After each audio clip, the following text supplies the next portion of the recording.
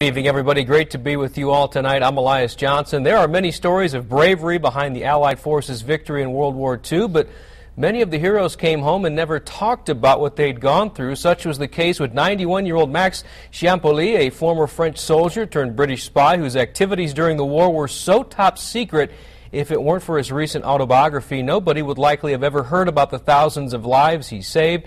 Now living in Reno, I sat down with Ciampoli and his wife Linda to talk about his role in the war as Winston Churchill's top secret agent. It's a story you'll only see right here on 4. You can stand up to him, all Europe may be freed. June 22nd, 1940 will forever be remembered in history as the day France lost the war to the Axis powers after a short battle with German forces. The general came in, disperse your men. I did.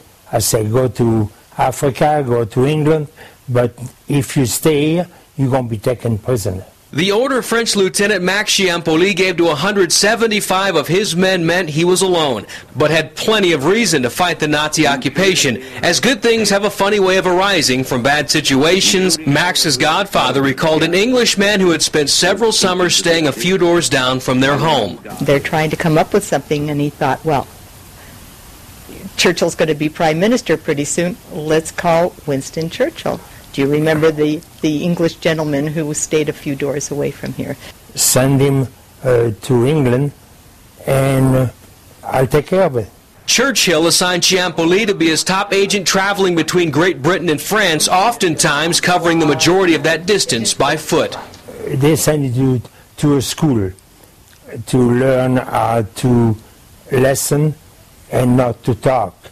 They teach you how to read people with their body language, and how to strangle people, how to kill them one finger, and also how to withstand torture.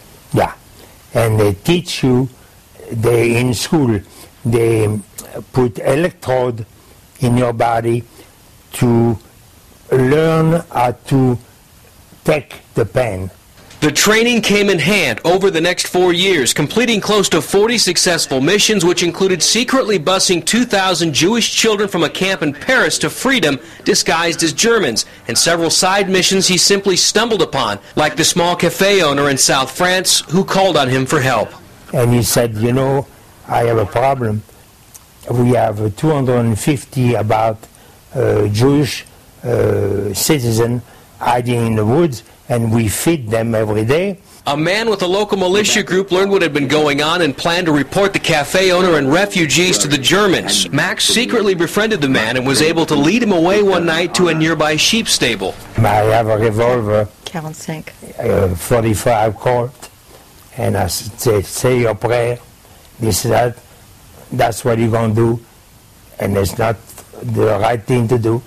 And I shot him in the head, and I put him in the purin. How you say purin? It's where all the urine goes. Urine, it's covered with a boulder.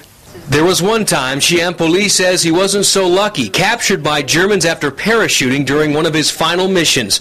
Tortured for 3 days, he was finally freed after Churchill learned of his capture and sent in an undercover unit disguised as a cleaning crew. He was freed by being concealed inside a container of garbage. The mission proved to Ciampoli how important he truly was to the Prime Minister.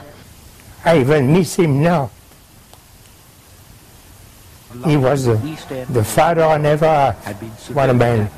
We need one like that now. More than 22,000 civilians. And there are many more stories like those inside Ciampoli's national best-selling book. It's featured at Sundance Bookstore in Reno, as well as Barnes & Noble. For more information on Max and his wife Linda, they're available on their website. We'll link that story to our website, mynews4.com, after this newscast. Thank them for their time.